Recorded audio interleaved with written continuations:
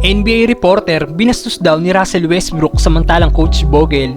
Sinabing hindi niya daw alam kung bakit sila natambakan noong third quarter kontra sa Timberwolves. Halina't pag-usapan natin yan mga brother, pero kung bago ka lang sa channel, huwag niyo pong kakalimutan mag-subscribe for more Lakers videos. Salamat po. Sa post-game interview nga po kay Westbrook after ng game kontra Wolves ay hindi nagustuhan ng naturang reporter ang inasal ni Brodie sa harapan niya. Dahil habang ini-interview niya nga po ang former MVP at tinatanong ito ay panay pagsiselfone ang ginagawa nito. Kaya naman nakaramdam daw siya ng pagdisrespectful sa kanya. Tugon ng naturang reporter ay, "Call me crazy, pero sa tingin ko kabastusan ang pagsiselfone habang ikay nasa isang interview, lalo na't natalo kayo sa isang blowout game." Pero ipinagtanggol naman po si triple-double machine ng mga Lakers fans at sinabing, "Who cares? It is birthday, calm down."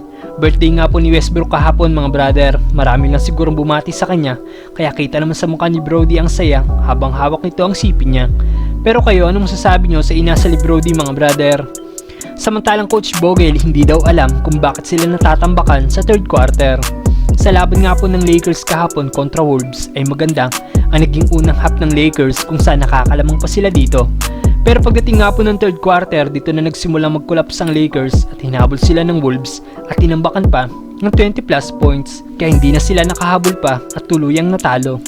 After ng game, nagsalita nga po si Coach Vogel at sinabing, obviously, hindi daw ganun kaganda ang naging effort nila noong third quarter at hindi lang daw kahapon kundi sa buong season at hindi niya daw alam kung bakit nagkakaganon. Dahil sa simula maganda nga pong nagagawa ng team at sila ang may control sa laro, pero pagdating ng second half ay dito na sila bumibigay. Magiging motivation na lang daw ito para sa kanila at hindi na hayaang mangyari ulit ang ganong pangyayari. Dito na po natatapos ang ating video mga brother. Huwag niyo pong kakalimutan mag-subscribe for more Lakers videos. Salamat po. Some right there.